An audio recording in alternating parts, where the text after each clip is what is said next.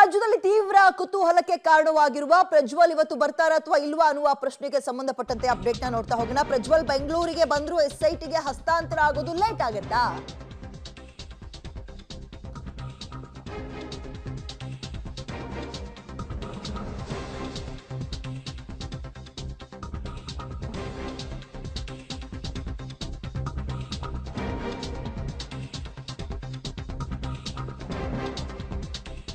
Okay, ಈಗ 12ವರೆಗೆ ಬೆಂಗಳೂರಿಗೆ ಬರ್ತಾರೆ. ಬಂದಾದ ನಂತರ ಕೆಲವೊಂದು ಪ್ರಕ್ರಿಯೆಗಳು ಮುಗಿಸ್ಕೊಳ್ಳೋಕೆ ಏನಿಲ್ಲ ಅಂದ್ರೂ 15-20 ನಿಮಿಷ ಬೇಕಾಗುತ್ತೆ ಸಾಮಾನ್ಯವಾಗಿ ಬೇರೆ ದೇಶದಿಂದ ನಮ್ಮ ದೇಶಕ್ಕೆ ವಾಪಸ್ ಆಗ್ಬೇಕಾದ್ರೆ. ಬಟ್ ಪ್ರಜ್ವಲ್ ವಿಚಾರದಲ್ಲಿ ಏನಾಗುತ್ತೆ, ಬರ್ತಿದ್ದಂಗೆ ಎಸ್ಐಟಿಗೆ ಹಸ್ತಾಂತರ ಆಗಲ್ವಾ? ಅದಕ್ಕೂ ಕೂಡ ಲೇಟ್ ಆಗುತ್ತೆ ಅನ್ನೋ ಪ್ರಶ್ನೆ. ಯಾಕಂದ್ರೆ ಏರ್ಪೋರ್ಟ್ ನಲ್ಲಿ ಪ್ರಜ್ವಲ್ ಅವ್ರನ್ನ ಇಮಿಗ್ರೇಷನ್ ಅಧಿಕಾರಿಗಳು ವಶಕ್ಕೆ ಪಡಿತಾರೆ. ವಶಕ್ಕೆ ಪಡೆದ ನಂತರ ಪ್ರಕ್ರಿಯೆಗಳನ್ನ ಪೂರ್ಣಗೊಳಿಸ್ತಾರೆ ಅಧಿಕಾರಿಗಳು.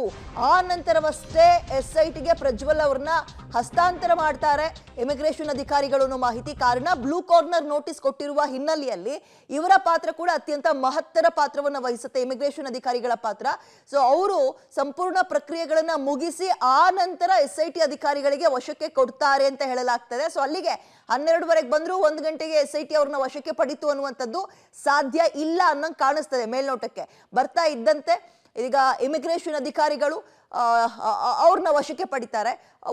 ವಶಕ್ಕೆ ಪಡಿತಾರೆ ಅನ್ನೋದಕ್ಕಿಂತ ಈಗ ಏನೆಲ್ಲ ಪ್ರಕ್ರಿಯೆಗಳು ಮುಗಿಬೇಕು, ಏರ್ಪೋರ್ಟ್ ನಿಂದ ಹೊರಗೆ ಹೋಗ್ಬೇಕಾದ್ರೆ ಬ್ಲೂ ಕಾರ್ನರ್ ನೋಟಿಸ್ ನಲ್ಲಿ ಆರೋಪ ಏನಿತ್ತು ಇವೆಲ್ಲವನ್ನ ಗಮನದಲ್ಲಿ ಇಟ್ಕೊಂಡು ಪ್ರಕ್ರಿಯೆಗಳನ್ನ ಮುಗಿಸಿ ಆದ ನಂತರ ಎಸ್ಐಟಿ ಅಧಿಕಾರಿಗಳ ಜೊತೆ ಸ್ವಲ್ಪ ಹೊತ್ತು ಮಾತಾಡಿ ಇವ್ರನ್ನ ಅವರ ಕಸ್ಟಡಿಗೆ ಕೊಡ್ಬೋದು ಅಥವಾ ಅವ್ರ ಜೊತೆಗೆ ಬಿಡ್ಬೋದು ವಶಕ್ಕೆ. ಆಗ ಎಸ್ಐಟಿ ಅಧಿಕಾರಿಗಳು ಪಡೆದುಕೊಳ್ಬಹುದು ಅನ್ನುವಂತಹ ಮಾಹಿತಿ ಸದ್ಯಕ್ಕೆ ಸಿಗ್ತಾ ಇದೆ.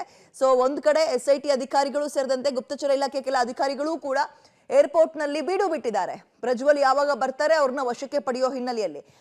ಬಟ್ ಮಗದೊಂದು ಕಡೆ ಎಲ್ಲವೂ ಕೂಡ 12ವರೆಗೆ ಬಂದ ತಕ್ಷಣ ಅವ್ರನ್ನ ವಶಕ್ಕೆ ಪಡೆಯಕ್ಕೆ ಸಾಧ್ಯ ಇಲ್ಲ. ಕೆಲವೊಂದು ಪ್ರಕ್ರಿಯೆಗಳು ಪ್ರೊಸೀಜರ್ಗಳನ್ನ ಮುಗಿಸ್ಬೇಕಾಗುತ್ತೆ. ಇಮಿಗ್ರೇಷನ್ ಅಧಿಕಾರಿಗಳ ಕೆಲಸ ಕೂಡ ಮುಗಿಸ್ಬೇಕಾಗುತ್ತೆ. ಬ್ಲೂ ಕಾರ್ನರ್ ನೋಟಿಸ್ ಅನ್ನು ಆಲ್ರೆಡಿ ಹೊರಡಿಸಿರುವಂತಹ ಹಿನ್ನೆಲೆಯಲ್ಲಿ ಅದನ್ನ ಮುಗಿಸಿದ ನಂತರ ಎಸ್ಐಟಿ ಅಧಿಕಾರಿಗಳಿಗೆ ಈ ಪ್ರಜ್ವಲ್ ರೇವಣ್ಣ ಅವ್ರನ್ನ ಹಸ್ತಾಂತರ ಮಾಡ್ತಾರೆ ಇಮಿಗ್ರೇಷನ್ ಆಫೀಸರ್ಸ್ಗಳು ಅನ್ನುವಂತಹ ಮಾಹಿತಿ ಸದ್ಯಕ್ಕೆ ಸಿಗ್ತಾ ಇದೆ.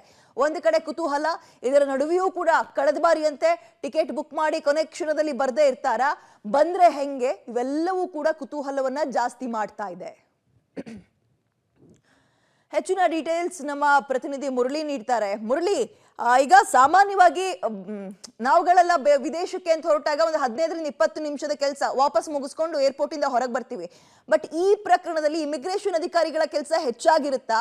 ಕಾರಣ ಬ್ಲೂ ಕಾರ್ನರ್ ನೋಟಿಸ್ ಅನ್ನ ಹೊರಡಿಸಿದ್ರಿಂದ ಹೇಗಿರುತ್ತೆ ಪ್ರಕ್ರಿಯೆಗಳು? ಎಷ್ಟು ಗಂಟೆಗಳ ತಡವಾಗಿ ಎಸ್ಐಟಿ ಅಧಿಕಾರಿಗಳಿಗೆ ವಶಕ್ಕೆ ಕೊಡ್ಬೋದು ಪ್ರಜ್ವಲ್ ಅವ್ರನ್ನ ಅಂತ?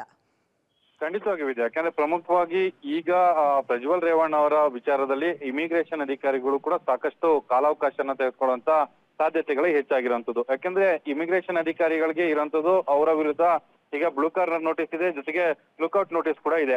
ಲುಕ್ಔಟ್ ನೋಟಿಸ್ ಇದ್ದ ಸಂದರ್ಭದಲ್ಲಿ ಅವರ ಪ್ರಕ್ರಿಯೆಗಳೇನಿರುತ್ತೆ ಆ ಪ್ರಕ್ರಿಯೆಗಳನ್ನ ಕನ್ಫರ್ಮೇಶನ್ ಅನ್ನ ಮಾಡ್ಕೊಳ್ಳುವಂಥದ್ದು, ಜೊತೆಗೆ ಲುಕ್ಔಟ್ ನೋಟಿಸ್ ಅನ್ನ ಯಾವ ವಿಚಾರಕ್ಕೆ ಕೊಟ್ಟಿದ್ದಾರೆ, ಜೊತೆಗೆ ಇದೇ ವ್ಯಕ್ತಿನ ಏನು ಅನ್ನೋದ್ರ ಬಗ್ಗೆ ಒಂದಷ್ಟು ದಾಖಲಾತಿಗಳನ್ನ ಪರಿಶೀಲನೆ ಮಾಡುವಂತ ಪ್ರಕ್ರಿಯೆಗಳನ್ನ ಮಾಡ್ತಾರೆ. ಯಾಕಂದ್ರೆ ಲುಕ್ಔಟ್ ನೋಟಿಸ್ ಇರ್ಬೋದು ಮತ್ತು ಬ್ಲೂ ಕಾರ್ನರ್ ನೋಟಿಸ್ ಇರ್ಬೋದು, ಎರಡರಲ್ಲೂ ಕೂಡ ಆ ಪಾಸ್ಪೋರ್ಟ್ ಅಂದ್ರೆ ಡಿಪ್ಲೊಮ್ಯಾಟಿಕ್ ಪಾಸ್ಪೋರ್ಟ್ ಏನಿದೆ, ಡಿಪ್ಲೊಮ್ಯಾಟಿಕ್ ಪಾಸ್ಪೋರ್ಟ್ ನ ಮಾಹಿತಿಗಳನ್ನ ಹಾಕಿರ್ತಾರೆ. ಅದು ಯಾವ ಸಂದರ್ಭದಲ್ಲಿ ಅದ್ರ ಏನು ಲಿಮಿಟೇಷನ್ಸ್ ಏನು ಇದೆಲ್ಲಾನು ಕೂಡ ಸಂಪೂರ್ಣವಾಗಿ ವೆರಿಫೈನ ಮಾಡ್ಬೇಕಾಗುತ್ತೆ.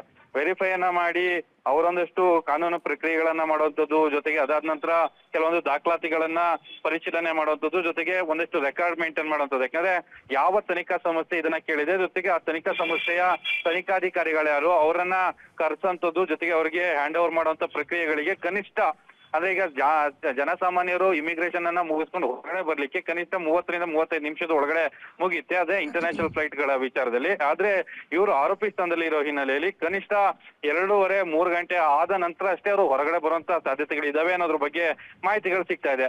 ಆ ಹಿನ್ನೆಲೆಯಲ್ಲಿ ಎಸ್ಐಟಿ ಅಧಿಕಾರಿಗಳು ಇವತ್ತು ಇಮಿಗ್ರೇಷನ್ ಅಧಿಕಾರಿಗಳ ಜೊತೆಯಲ್ಲಿ ಒಂದಷ್ಟು ಮಾತನಾಡುವಂತ ಪ್ರಯತ್ನಗಳನ್ನ ಮಾಡ್ತಾ ಇದ್ದಾರೆ. ಯಾಕಂದ್ರೆ ಪ್ರಕ್ರಿಯೆಗಳ ಆಗ್ಲಿಕ್ಕೆ ಎಷ್ಟು ಕಾಲಾವಕಾಶವನ್ನ ತೆಗೆದುಕೊಳ್ತೀರಿ, ಪ್ರಕ್ರಿಯೆ ಮುಕ್ತಾಯಗೊಳಿಸೋದಕ್ಕೆ ಎಷ್ಟು ಕಾಲಾವಕಾಶಗಳು ಬೇಕು, ಮತ್ತು ತನಿಖಾಧಿಕಾರಿ ಅಲ್ಲಿಗೆ ಎಷ್ಟೊತ್ತಿಗೆ ಬರಬೇಕು ಏನು ಅಂತ ಒಂದು ಕನ್ಫರ್ಮೇಶನ್ ಅನ್ನ ಕೊಡಿ ಅಂತ ಹೇಳಿ ಕೇಳುವಂತ ಪ್ರಯತ್ನಗಳನ್ನ ಎಸ್ಐಟಿ ಅಧಿಕಾರಿಗಳು ಕೂಡ ಮಾಡ್ಕೊಳ್ತಾ ಇರೋಂಥದ್ದು. ಆ ರೀತಿ ಏನಾದ್ರು ತಡ ಆದ್ರೆ ಸಾಕಷ್ಟು ತಡ ಆಗುವಂತ ಸಾಧ್ಯತೆಗಳು ಕೂಡ ಇದಾವೆ. ಇಲ್ಲ ಅವರನ್ನ ಬೇಗ ಹ್ಯಾಂಡ್ ಓವರ್ ಮಾಡ್ತಾರೆ, ಈ ಎರಡೂ ವಿಚಾರದ ಚರ್ಚೆಗಳು ಕೂಡ ನಡೀತಾ ಇದಾವೆ. ಆ ಹಿನ್ನೆಲೆಯಲ್ಲಿ ಎಸ್ಐಟಿ ಅಧಿಕಾರಿಗಳು ಮುನ್ನೆಚ್ಚರಿಕಾ ಕ್ರಮ ಮತ್ತು ಮುಂದಾಲೋಚನೆ ವಿಚಾರವಾಗಿ ಇಮಿಗ್ರೇಷನ್ ಅಧಿಕಾರಿಗಳ ಜೊತೆಲಿ ಮಾತುಕತೆಯನ್ನ ಮಾಡಿ ಅವರನ್ನ ಟೇಕ್ ಓವರ್ ಮಾಡ್ಲಿಕ್ಕೆ ಪ್ರಯತ್ನಗಳನ್ನ ಮಾಡ್ತಾ ಇರುವಂತದ್ದು ವಿದ್ಯಾ. ಓಕೆ, ಥ್ಯಾಂಕ್ ಯು ಮುರಳಿ ತಮ್ಮ ಡೀಟೇಲ್ಸ್ಗೆ. ಸೊ ಈಗ ಈ ಚರ್ಚೆ ಮುಂದಕ್ಕೆ ಬಂದಿರೋದಕ್ಕೆ ಕಾರಣ ಏನಪ್ಪಾ ಅಂತ ಹೇಳಿದ್ರೆ, ಇವರ ವಿರುದ್ಧ ಆಲ್ರೆಡಿ ಲುಕ್ಔಟ್ ನೋಟಿಸ್ ಒಂದು ಸಲ, ಅದಾದ ಮೇಲೆ ಬ್ಲೂ ಕಾರ್ನರ್ ನೋಟಿಸ್ ಕೂಡ ಹೊರಡಿಸಿದಿರೋ ಹಿನ್ನೆಲೆಯಲ್ಲಿ ಇಮಿಗ್ರೇಷನ್ ಅಧಿಕಾರಿಗಳ ಎಂಟ್ರಿ ಇದರಲ್ಲಿ ಆಗುತ್ತೆ.